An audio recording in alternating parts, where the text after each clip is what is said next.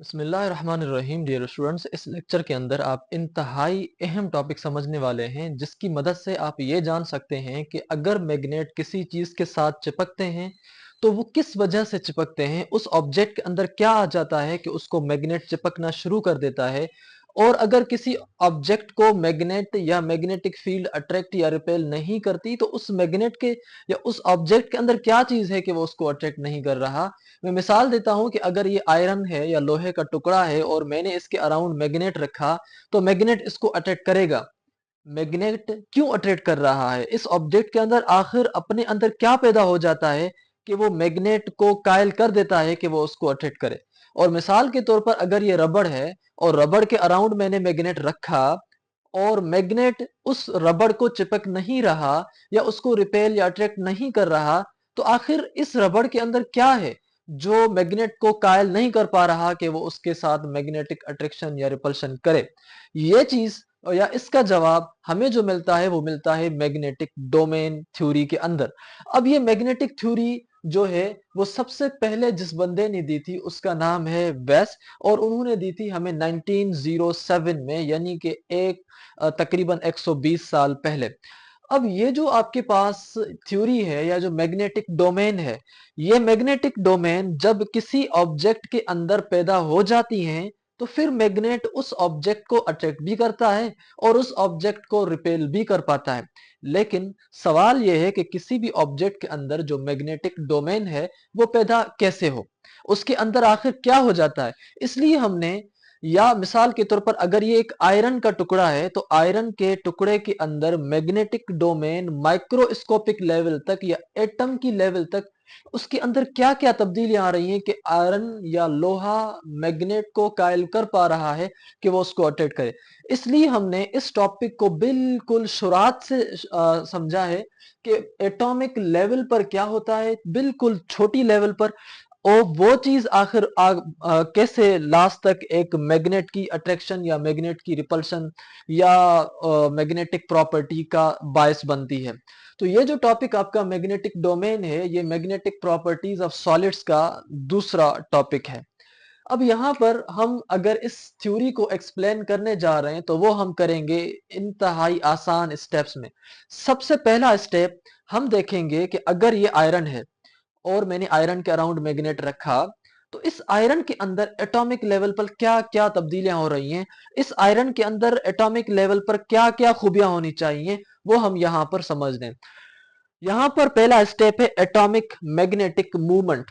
अगर किसी भी एटम के अंदर मैग्नेटिक मूवमेंट होगी तो फिर उसको मैग्नेट अट्रैक्ट करेगा। अब ये एटॉमिक लेवल पर मैग्नेटिक मूवमेंट क्या है ये आप समझें। देखें, कोई भी आपका एटम फेरोमैग्नेटिक जो मटेरियल है उसके अंदर हर एटम, जिस मिसाल के तौर पर आयरन आपका है या आपका निकिल है, तो ये आपके फेरोमैग्नेटिक मटेरियल है, उनके अंदर हर एटम आपका जनरेट करता है एक छोटी सी मैग्नेटिक फील्ड। अगर ये पूरा आयरन है तो इस आयरन के अंदर जितने भी एटम्स होंगे वो अपने अराउंड एटम्स एक छोटी सी मैग्नेटिक फील्ड को जनरेट करते हैं। ये चीज आपने पहले समझनी है। अब अगर आयरन के अंदर हर छोटा एटम अपने अराउंड मैग्नेटिक फील्ड को जनरेट कर रहा है तो क्यों कर रहा है? Due to the spinning of electrons around their axis. उनके एटम्स के अंदर क्या होता है कि जो इलेक्ट्रॉन्स हैं अपनी एक्सिस पर स्पिन कर रहे होते हैं। उन इलेक्ट्रॉन्स के स्पिन की वजह से उन एटम्स में वहां पर मैग्नेटिक फील्ड या मैग्नेटिक प्रॉपर्टीज आ जाती हैं। अब ये जो आपके पास दूसरा इलेक्ट्रॉन्स का जो मोशन है अराउंड द न्यूक्लियस, या उनका जो ऑर्बिटल मोशन है, या इलेक्ट्रॉन्स की जो स्पिनिंग है अराउंड देयर एक्सिस, इन सब चीजों की वजह से उन एटम्स के अंदर एक टाइनी मैग्नेटिक फील्ड, एक वेरी स्मॉल मैग्नेटिक फील्ड या माइन्यूट मैग्नेटिक फील्ड वहां पर अपीयर हो जाती है। पहली चीज तो आपने समझ ली कि हर फेरोमैग्नेटिक मटेरियल के हर एटम के अंदर अराउंड मैग्नेटिक फील्ड क्यों बनती है। अब आए आप इस बात पर, जित हर मैग्नेट आपने वो कहने हैं या एटम उसका जो फेरोमैग्नेटिक मटेरियल हो। अगर दूसरे मटेरियल्स हैं तो उनके अंदर क्यों नहीं? वो इसलिए क्योंकि ये जो मैग्नेटिक मूवमेंट है ये डिपेंड करती है नंबर ऑफ अनपेयर्ड इलेक्ट्रॉन्स पर। Number of unpaired electrons is necessary because if all electrons are paired, of all electrons are completed in their shells, then there will be equal number of electrons, and equal number of electrons will have equal upward and equal downward spin. अब जब electrons spin करते हैं, मिसाल के तौर पर अगर बराबर दो इलेक्ट्रॉन्स है, चार इलेक्ट्रॉन्स हैं और चारों पेयर्ड हैं, यानी एक का अगर स्पिन अपवर्ड है, दूसरे का स्पिन डाउनवर्ड है, इसने जो मैग्नेटिक फील्ड बनाई वो इसकी स्पिन ने मैग्नेटिक फील्ड कैंसिल कर दी, और इस इलेक्ट्रॉन की स्पिन ने जो मैग्नेटिक फील्ड बनाई वो इस इलेक्ट्रॉन की मैग्नेटिक फील्ड ने कैंसिल कर दी, क्योंकि इनका जो स्पिन है वो अपोजिट है और इनका यहां पर जो तादाद है वो बराबर है। अगर यहां पर तादाद बराबर ना होता और पांचवा भी होगा अनपेयर्ड, तो फिर हम कहेंगे कि भाई थोड़ी सी मैग्नेटिक फील्ड होगी, वो सिर्फ इस अनपेयर्ड इलेक्ट्रॉन की वजह से। तो यहां पर आपने ये बात समझी कि भाई फेरोमैग्नेटिक मटेरियल के अंदर अनपेयर्ड इलेक्ट्रॉन्स होते हैं, और अनपेयर्ड इलेक्ट्रॉन्स जो हैं आपके वो स्पिन कर रहे होते हैं, और उनकी स्पिन की वजह से मैग्नेटिक फील्ड क्रिएट होती है। अगर कोई ऐसा एलिमेंट या एटम हो या चीज है जिसके अंदर आपके पास एटम्स हैं और उनके अंदर इलेक्ट्रॉन्स भी हैं, मगर इलेक्ट्रॉन्स बराबर हैं, इलेक्ट्रॉन्स पेयर्ड हैं, तो पेयर्ड होने की वजह से वो एक दूसरे की मैग्नेटिक फील्ड वाले इफेक्ट को कैंसिल कर देंगे, क्योंकि उनका स्पिन एक दूसरे से अपोजिट होगा, फिर वो मैग्नेटिक प्रॉपर्टी नहीं रखेंगे। अब यहां पर आपके पास दूसरी चीज है, वो है मैग्नेटिक डोमेन। पहला आपने पढ़ा मैग्नेटिक मूवमेंट हर एटम के अंदर जो है, अब आप पढ़ रहे हैं मैग्नेटिक डोमेन। अब इसी मैग्नेटिक मूवमेंट की वजह से मैग्नेटिक डोमेन बनता है। किसी से पूछा जाता है ना कि भाई आपका सब्जेक्ट डोमेन क्या है, तो वो कहता है कि मैं फिजिक्स के अंदर न्यूक्लियर फिजिक्स मेरा डोमेन है, फिजिक्स के अंदर मेरा जो है वो मैग्नेटिज्म जो है वो डोमेन है। तो हर एक का एक स्पेसिफिक डोमेन होता है। तो इन द सेम वे ये आपका पूरा मटेरियल है, उसके अंदर वो हिस्सा जो मैग्नेटिक प्रॉपर्टी रखता है, आप उसको कहेंगे मैग्नेटिक डोमेन वाला हिस्सा। अब atoms with aligned magnetic movement form regions called magnetic domain. अब मिसाल के तौर पर आपके पास कोई एटम है जिसके अंदर अलाइंड मैग्नेटिक मूवमेंट है, इसका स्पिन भी अपवर्ड, इसका स्पिन भी अपवर्ड, इसका स्पिन भी अपवर्ड, तो मतलब ये हुआ कि इनका सबका जो स्पिन है वो एक ही डायरेक्शन में है, तो सबकी मैग्नेटिक फील्ड जो है वो ओवरऑल बढ़ेगी, क्योंकि ये एक दूसरे को कैंसिल तो नहीं कर रहे। अगर 2 टेस्ला मैग्नेटिक फील्ड इसने दी, 2 टेस्ला इसने दी, 2 टेस्ला इसने दी, तो सबकी मैग्नेटिक फील्ड को हम ऐड करेंगे, नतीजे में मैग्नेटिक फील्ड बहुत ज्यादा मिलेगी। तो अगर कोई आपके पास ऐसा मटेरियल है जिसके अंदर जो मैग्नेटिक मूवमेंट है वाला रीजन है, उसके अंदर जो आपके एटम्स या इलेक्ट्रॉन की स्पिन है वो अलाइंड है, तो फिर हम कहेंगे कि उस रीजन को या उस हिस्से को हम कहेंगे कि वो मैग्नेटिक डोमेन का हिस्सा है या मैग्नेटिक डोमेन उसके अंदर है, क्योंकि वो मैग्नेटिक प्रॉपर्टी वाला एक इलाका का रीजन है। अब ईच रीजन या each domain acts like a small magnet. अब ये आपके पास स्पिन कर रहे थे, थोड़ी थोड़ी मैग्नेटिक फील्ड रख रहा था हर इलेक्ट्रॉन, ये मैग्नेटिक फील्ड थोड़ी, ये थोड़ी मैग्नेटिक फील्ड, अब ये मिलकर एक पूरा, थोड़ा मतलब छोटा लेकिन छोटे से कुछ ज्यादा, ये एक मैग्नेट बन चुका है। अब आप इनको कहेंगे कि ये जो बन चुके हैं आपके एक स्मॉल मैग्नेट बन चुके हैं with a specific direction of magnetization. किनका मैग्नेटाइजेशन अपवर्ड है, किनका मैग्नेटाइजेशन डाउनवर्ड है, जिसकी वजह से नॉर्थ पोल और साउथ पोल होते हैं। तो इस वजह से आपके पास अब एक मैग्नेटिक डोमेन वाले हिस्से आ चुके हैं, जिनको आप कहेंगे कि भाई ये मैग्नेटिक डोमेन है, क्योंकि इनके अंदर जो इलेक्ट्रॉन्स हैं वो स्पिन कर रहे हैं, और इलेक्ट्रॉन की स्पिन मिलकर एक हिस्सा या एक इलाका बना रही है, जिस इलाके में या जिस रीजन में मैग्नेटिक प्रॉपर्टीज हैं, और हम उस रीजन को या उस हिस्से को मैग्नेटिक डोमेन कहेंगे, जहां से वो मैग्नेटिक खुसूसियात रख रहे हैं।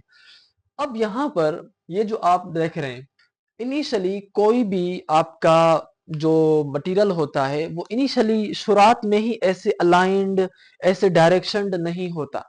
शुरुआत में वो ऐसे होते हैं, मतलब वो रैंडम होते हैं, वो सीधे नहीं होते, उनके अंदर सारी की सारी प्रॉपर्टीज मैग्नेटिक वाली एक साथ पैरेलल नहीं होती।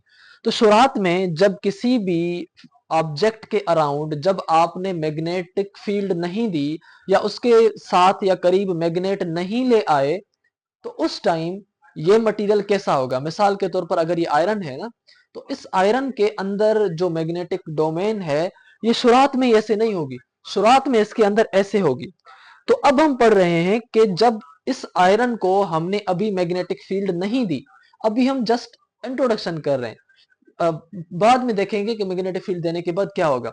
अगर हमने अभी इसको मैग्नेटिक फील्ड नहीं दी, तो मैग्नेटिक फील्ड नहीं देने से पहले ये कैसा है, ये चीज आपने यहां पर पढ़नी है। इनिशियल रैंडम ओरिएंटेशन या before applying magnetic field, magnetic field या एक्सटर्नल मैग्नेट करीब लाने से पहले वो कैसे हैं ये आप समझे। In an unmagnetized ferromagnetic material, these domains are oriented randomly. हालांकि आपके पास फेरोमैग्नेटिक मटेरियल है, लेकिन चूंकि आपने उस फेरोमैग्नेटिक मटेरियल को अभी एक्सटर्नल मैग्नेट नहीं दिया या एक्सटर्नल मैग्नेटिक फील्ड उसके ऊपर सप्लाई नहीं की, जिसकी वजह से इस फेरोमैग्नेटिक मटेरियल के अंदर जो भी मैग्नेटिक डोमेन्स हैं या जो भी इलेक्ट्रॉन की स्पिन्स हैं वो रैंडम होंगी। अब यहां पर दूसरी बात, ये नॉर्मल कंडीशन में this random arrangement causes the magnetic effects of individual domains to cancel out resulting in no net magnetization। इस रैंडम अरेंजमेंट की वजह से या इस रैंडम जो आपके पास ऑर्डर है इसकी वजह से ये मैग्नेटिक फील्ड बनाएगा तो उसको ये कैंसिल कर देगा, ये बनाएगा तो उसको ये कैंसिल कर देगा, ये बनाएगा तो उसको दूसरा कैंसिल कर देगा। तो नतीजे में जो ओवरऑल नेट मैग्नेटाइजेशन होगी, नेट मकनातिसियत होगी, वो जीरो हो जाएगी। अब आपने अगर इनको एक्टिवेट करना है और इनको मैग्नेटाइजेशन वाली कंडीशन में लाना है, अब आप आते हैं दूसरे स्टेप पर, जिसमें आप करेंगे अप्लाई एक्सटर्नल मैग्नेटिक फील्ड। अब जैसे ही आप एक्सटर्नल मैग्नेटिक फील्ड को अप्लाई करते हैं, it influences the magnetic movements और द मैग्नेटिक डोमेन्स। फिर मैग्नेटिक डोमेन्स को या मैग्नेटिक मूवमेंट्स को यानी इन स्पिन्स को वो करता है इन्फ्लुएंस, उनके ऊपर असर करता है। जैसे ही बाहर से आने वाला मैग्नेट इनके ऊपर रखा गया, तो ये मैग्नेटिक स्पिन्स कुछ इस तरह की हो गई, इनका डायरेक्शन, इनका किबला बिल्कुल उसी तरफ हो गया जिस तरफ जो है उनको मैग्नेटिक फील्ड सप्लाई की जा रही है। फिर वो इस तरह खड़े होकर उसके सामने हो जाएंगे, क्योंकि वो तो उसके इंतजार में थे, क्योंकि ये फेरोमैग्नेटिक के ही स्पिन है। अब ये जो डोमेन्स अलाइंड हैं with external magnetic field grow as domain walls resulting in strong magnetisation. अब जैसे जैसे आपने मैग्नेटिक फील्ड इनके ऊपर रखी या इनके ऊपर आपने दूसरा मैग्नेट रखा, तो ये फेरोमैग्नेट वाले जो स्पिन्स हैं, ये एक डोमेन हिस्सा बनेगा, फिर दूसरा हिस्सा बनेगा, फिर तीसरा हिस्सा बनेगा, फिर चौथा हिस्सा। तो हर एक मैग्नेटिक डोमेन या एक मैग्नेटिक रीजन रीजन बनते जाएंगे, एक ही मटेरियल के अंदर एक रीजन, फिर दूसरा रीजन, फिर तीसरा रीजन, सब अट्रैक्ट ही करेंगे, लेकिन छोटे छोटे रीजन बनते जाएंगे। अब ये जो रीजन्स बन रहे हैं छोटे छोटे, और हर रीजन के दरमियान जो एक स्पेस आ रही है, फिर आप उनको कहते हैं कि भाई ये जो है वो डोमेन वाल्स भी बना रहे हैं। तो ये जो डोमेन वाल्स हैं, दरअसल ये डोमेन वाल भी मैग्नेटिक डोमेन से ही आती है। जब किसी ऑब्जेक्ट के अंदर मैग्नेटिक डोमेन होती है, तो फिर वहां पर मैग्नेटिक वाल भी बन जाती है, जो उस मैग्नेटिक डोमेन का ही हिस्सा होती है या उस मैग्नेटिक डोमेन की ही बनी होती है, या उन इलेक्ट्रॉन्स की स्पिन जब आपकी बिल्कुल स्ट्रेट इस तरह से आ जाती है, तो फिर हम इसको मैग्नेटिक वाल भी कह देते हैं मैग्नेटिक डोमेन के बाद। अब ये जो आपके पास जब ऐसे हो जाएगा, ये आपके अलाइंड हो जाएंगे, ये मैग्नेटिक वाल बना लेंगे, ये आपके मैग्नेटिक आर्डर में आ जाएंगे, इनकी जो डायरेक्शन है वो बिल्कुल ऐसे हो जाएगी जैसे इनके ऊपर एक्सटर्नल मैग्नेटिक फील्ड अप्लाई की जा रही है। तो फिर नतीजे में वहां पर मैग्नेटाइजेशन हो जाएगी।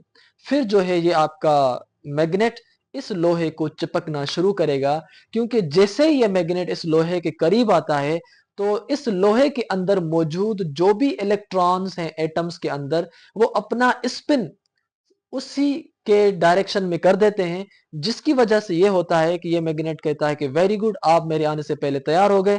फिर जैसे ये आपका आयन तैयार होता है इसके साथ, या अट्रैक्शन कर देता है या रिपल्शन कर देता है, यानी मैग्नेटिक प्रॉपर्टीज उसके अंदर फिर आ जाती हैं।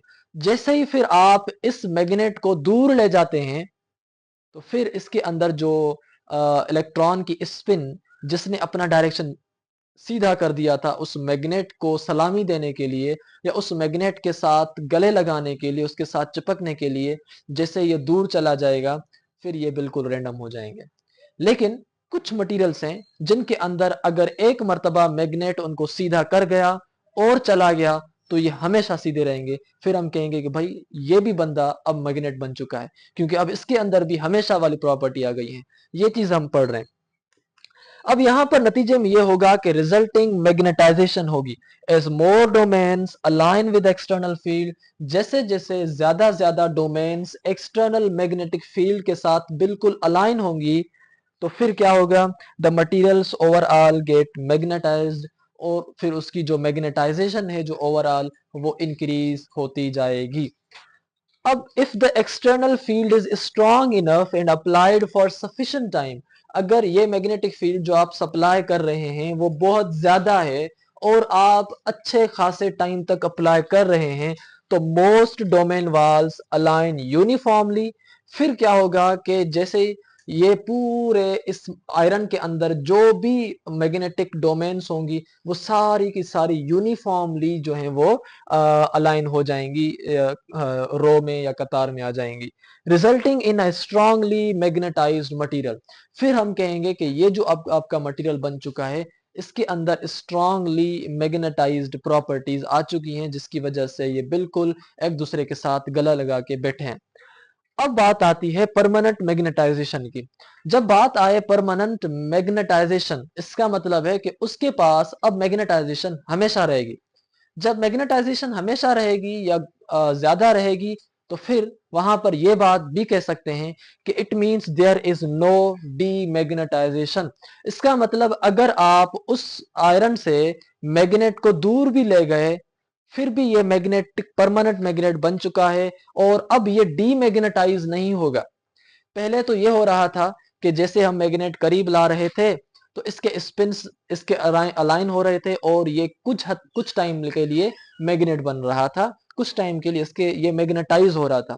लेकिन जैसे ही में हम एक्सटर्नल मैग्नेटिक फील्ड को या मैग्नेट को दूर कर रहे थे तो ये डीमैग्नेटाइज हो रहा था, ये अपनी मैग्नेटाइजेशन वाली प्रॉपर्टीज को खत्म कर रहा था। फिर जो इलेक्ट्रॉन की स्पिन हैं वो वैसी की वैसी हो रही थी, फिर जो मैग्नेटिक डोमेन या मैग्नेटिक वाल्स हैं वो टूट जाती थी। लेकिन अगर कोई ऐसा मटेरियल हो जिसके करीब आप मैग्नेटिक फील्ड लाएं या जिसके करीब आप मैग्नेट लाएं, तो फिर वो मटेरियल आपका अलाइन होने के बाद जब आपने उसके साथ से मैग्नेट हटा दिया, अभी तक इसके इलेक्ट्रॉन्स उसी अलाइंड कंडीशन में हैं जैसे मैग्नेट आने के टाइम थे।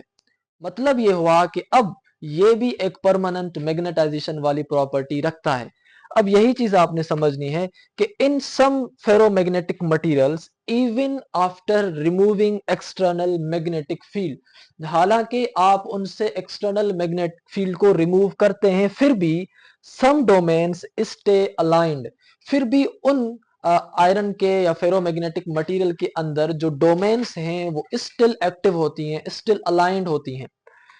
This is why permanent magnets can hold their magnetisation. और इसी डोमेन्स को बरकरार रखने की वजह से और डोमेन्स को ज्यादा देर तक अलाइंड रखने की वजह से अब ये जो आपका मैग्नेट है इसके अंदर जो मैग्नेटाइजेशन है वो अपनी परमानेंटली होल्ड कर पाएगा। आई होप कि आपको यहां तक ये जरूर समझ आ गया कि ये जो मैग्नेटिक डोमेन है ये किन चीजों से बन रही है और मैग्नेटिक डोमेन इन मैग्नेट्स की अट्रैक्शन या रिपल्शन में क्या किरदार अदा कर रही है, और मैग्नेटिक डोमेन जिनके अंदर है तो क्या हो रहा है, जिनके अंदर नहीं है तो क्या हो रहा है, मैग्नेटिक डोमेन अगर बहुत ज्यादा अरसे तक है तो क्या हो रहा है। अब इन सारे प्रोसेस की आप समरी सिर्फ 1 मिनट में यहां पर समझ सकते हैं। शुरुआत में जो भी आपका मैग्नेट होता है उसके अंदर जो इलेक्ट्रॉन्स होते हैं एटम के या जो फेरोमैग्नेट होता है उसके अंदर इलेक्ट्रॉन बिहेव करते हैं like tiny magnetic material due to their electrons spin. दूसरी चीज, मैग्नेटिक डोमेन्स फॉर्म हो जाते हैं because of electron alignment, electrons spin हो रहे थे फिर उसके बाद मैग्नेटिक डोमेन्स फॉर्म हो जाते हैं उन इलेक्ट्रॉन्स की अलाइनमेंट की वजह से। तीसरी चीज, अगर आपने फील्ड नहीं दी तो डोमेन्स जो हैं वो एक दूसरे को कैंसिल कर देती हैं, फिर जैसे ही आपने फील्ड दी तो डोमेन्स अलाइन हो जाती हैं एंड ग्रो होती हैं, creating a strong magnetic field. फिर क्या होता है कि कुछ मटेरियल्स के अंदर मैग्नेटाइजेशन स्टे होती है even after removing the field. ये पूरी समरी है जो आपने इस पूरे प्रोसेस के अंदर इंतहाई आसान लफ्जों में समझी। अब अगर आप बुक उठा के बुक वाली थ्योरी को पढ़ेंगे तो आपको 100% समझ आ जाएगी, क्योंकि आपने कॉन्सेप्ट ले लिया है। तो इसलिए हम चाहते हैं कि बेशक आप वीडियो को 5 मिनट ज्यादा देखें लेकिन पूरा कॉन्सेप्ट ले लें, ताकि उसके बाद आपको कभी भी कोई भी मुश्किल ना हो, आपको समझ आए कि कैसे चीजें हो रही हैं। यहाँ पर आपके पास ये बुक के अंदर है पैरामैग्नेटिक या फेरोमैग्नेटिक या एंटी फेरोमैग्नेटिक मटेरियल्स का अगर आप स्ट्रक्चर देखें। जब आप जो है पैरामैग्नेटिक मटेरियल्स के करीब कोई एक्सटर्नल फील्ड लाते भी हैं, वैसे पैरामैग्नेट के अंदर जो लफ्ज पैरा है इसका मतलब होता है बिसाइड। तो मतलब पैरामैग्नेटिक मटेरियल मैग्नेट के करीब है, ऐसा नहीं है कि यह मैग्नेट है। पैरामैग्नेट मटेरियल के करीब है, यानी कि मटेरियल मैग्नेट जितनी कुछ प्रॉपर्टी रखता है। करीब का मतलब है कि कुछ प्रॉपर्टी रखता है। अगर कोई कहे कि मैं कायदे आजम के करीब हूं, इसका मतलब तो ये नहीं कि वो कायदे आजम हो गया। इसका मतलब है कि वो कुछ उसकी डीएनए या उसकी प्रॉपर्टी रखता होगा। In the same way paramagnetic, para का मतलब है बिसाइड द मैग्नेट, यानी मैग्नेट के करीब है। इसका हरगिज ये मतलब नहीं कि ये अब 100% मैग्नेट हो गया, ये आधा मैग्नेट है, इसके अंदर कुछ प्रॉपर्टीज हैं। अब ये जो अगर आप पैरामैग्नेटिक मटेरियल अगर आपके पास है और इसके अराउंड आपने एक्सटर्नल मैग्नेट फील्ड लाई भी, तो उसके अंदर जो रैंडमली ऑर्डर्ड तकरीबन जो है वो होते हैं, डोमेन्स होती हैं। उन रैंडमली ऑर्डर डोमेन्स में भी कुछ जो डोमेन्स हैं वो एक्टिव हो जाती हैं और कुछ जो है वो एक्टिव नहीं होती, जिसकी वजह से ये आधी मैग्नेटिक प्रॉपर्टीज रखता है। फेरोमैग्नेटिक मटेरियल्स के अंदर जो लफ्ज फेरो है इसका मतलब है फेरियम। फेरियम का मतलब है आयरन। आयरन की सिंबल Fe है और Fe का मतलब फेरियम होता है, और उसी फेरियम से ये फेरोमैग्नेट बना है। अब ये जो फेरोमैग्नेटिक मटेरियल्स हैं ये परफेक्ट ऑर्डर में होते हैं। जब आप उनके अराउंड एक्सटर्नल मैग्नेटिक फील्ड लाते हैं, उसके अंदर सारे एटम्स के जो इलेक्ट्रॉन्स हैं, जो जो डोमेन्स हैं, वो परफेक्ट ऑर्डर में आ जाती हैं, जैसे आपने यहाँ पर पढ़ा। दूसरा आपके पास है डायामैग्नेटिक, या जिनको आप एंटी मैग्नेटिक कहें। डाया का मतलब अक्रॉस भी है लेकिन डाया का मतलब अपोजिट भी है। डायामैग्नेटिक यानी कि मैग्नेट के वो ऑपोजिट है। अगर मैग्नेट के ऑपोजिट है तो क्या करेगा? मैग्नेट अगर मैग्नेटिक प्रॉपर्टी रखता है तो डायमैग्नेट मैग्नेटिक प्रॉपर्टी नहीं रखेगा। अब इसके अंदर जो ऑर्डर होता है वो परफेक्ट एंटी ऑर्डर होता है। जिस तरह मैग्नेट के अंदर क्या था, सब एरोस का जो डायरेक्शन था वो उसी तरफ था जिस तरफ आपके पास मैग्नेटिक फील्ड होती है, और उनका डायरेक्शन अलाइंड होता है। इनका ये होता है एक अपवर्ड दूसरे का डाउनवर्ड, अपवर्ड डाउनवर्ड, इस तरीके से वो टोटल जो नेट मैग्नेटाइजेशन का इफेक्ट है उसको जीरो कर देते हैं, और आपके पास वो मैग्नेट फिर डायमैग्नेट बन जाते हैं या एंटी मैग्नेट बन जाते हैं। आई होप कि आपने हमारे चैनल को जरूर सब्सक्राइब भी किया होगा। अपने दोस्तों के साथ हमारे चैनल को जरूर रिकमेंड करें, because we are in dire need. और उसके साथ साथ कमेंट और लाइक करें। मिलेंगे नए वीडियो में, तब तक दीजिएगा इजाजत। अल्लाह हाफिज।